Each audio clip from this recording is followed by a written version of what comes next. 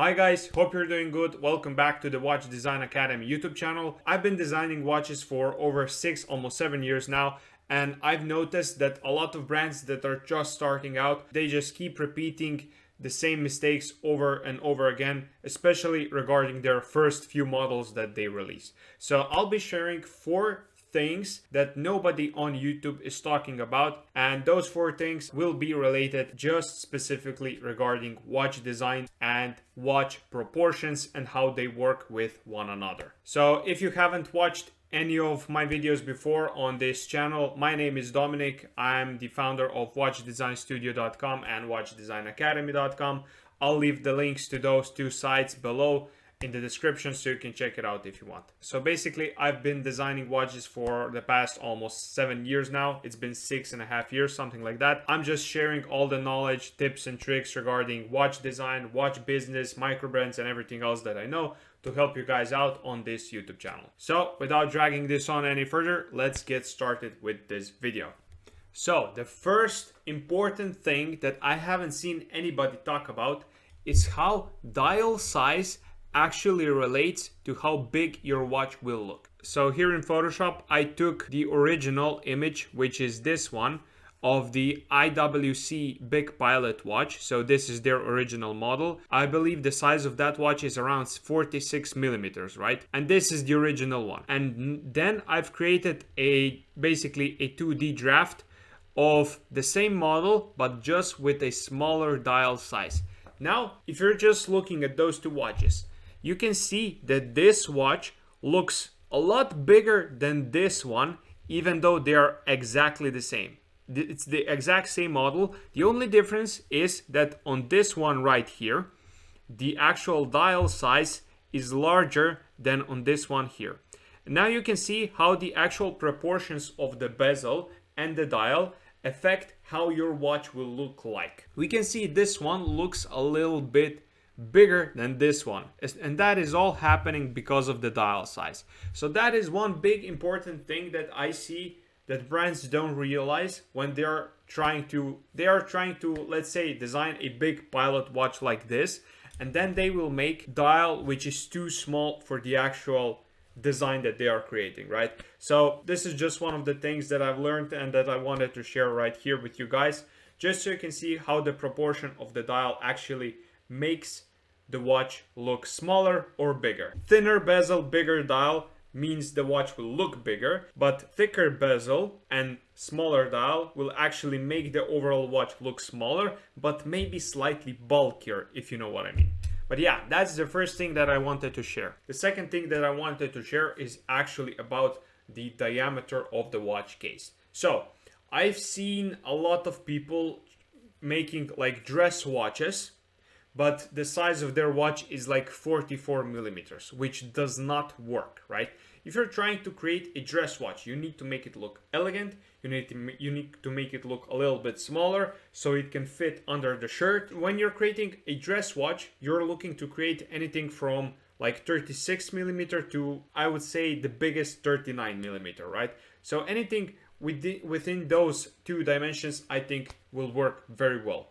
Then, if you're trying to make a diver watch, I wouldn't go above 42 millimeters, in my opinion, but I also wouldn't go below 39 millimeters, right? So that is how case diameters actually relate to the actual watch that you're designing, right?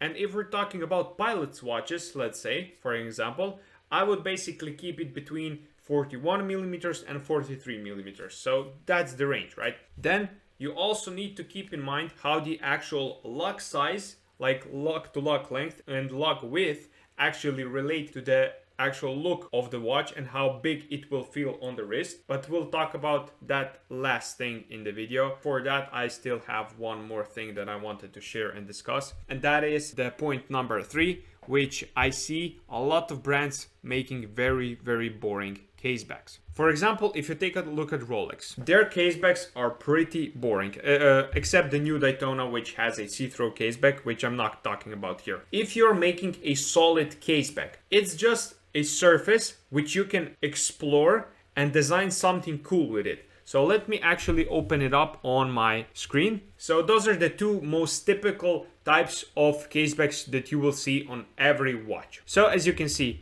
this is like the most standard screw down caseback that you will see.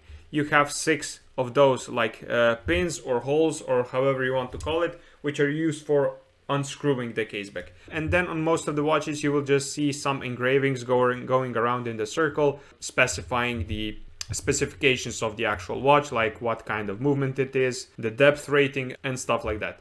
And then here we have a Rolex type caseback, which is just basically a plain caseback with nothing on it.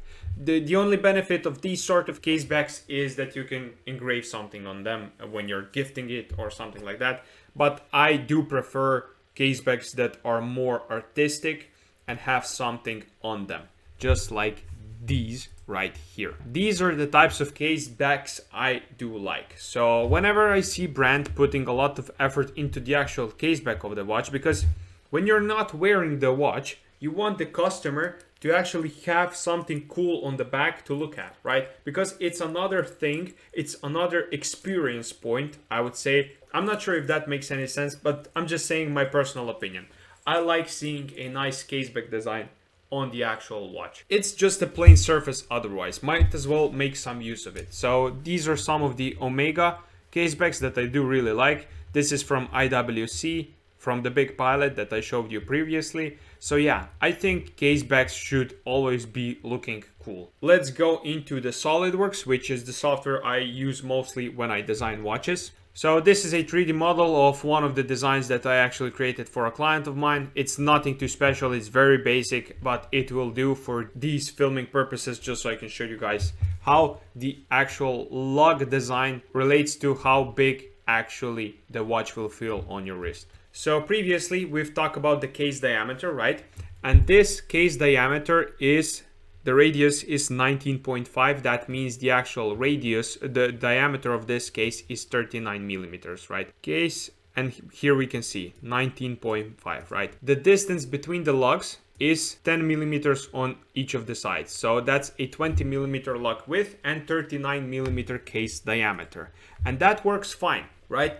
But then when you're going into bigger diameters, such as 42, 43 millimeters, you won't be using 20 millimeter lug distance. You will be using 22 or 21. But I personally always prefer to use even numbers, such as 18 millimeters lug width, 20 millimeters lug width, 22 millimeters lug width, because those are the dimensions that you will always be able to find leather straps, rubber straps for easily on the market, right? If you're using uneven numbers such as 19 millimeters or 21 millimeters, it will be a lot more difficult to actually find straps that you need. So let's imagine that on this watch, we actually create a 22 millimeter distance on a 39 millimeter diameter case. Let's see how that will look. And you can immediately see that it doesn't make much sense. Now, the actual lugs look quite thin, but the case looks slightly bigger. And now you can imagine if we put any sort of strap on here, the strap would overpower the size of the watch, because the watch size here, the case diameter, is 39 millimeters, and putting a 22 millimeter strap on this would just look a little bit weird.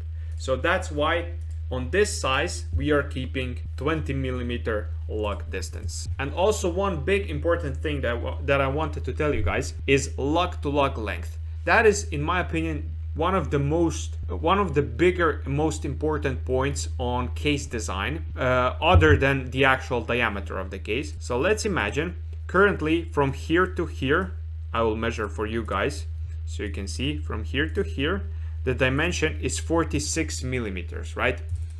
If I put here 24, it will be extended to 48 millimeters. Now you can see immediately how much bigger the case has got, right? You can see the change, right? It just doesn't make sense to have that big of a lug to lug length with 39 millimeter case design. So if you have a small case diameter and if you're just trying to enlarge the look of your watch a little bit, you can just extend it slightly, extend the lug to lug length slightly for like 1 millimeter or half a millimeter even that is sometimes enough. So that is what I wanted to share with you guys today in this video, because I know this is something that nobody online will be talking about, especially when it comes to watch design or watch business. So I hope you guys have enjoyed this video and gotten some value out of it. And if you're looking to start your own watch brand and you want to design your own watches yourself, you can check out the link to the Watch Design Academy in the description of this video, and I'll see you guys in the next one. Take care and ciao.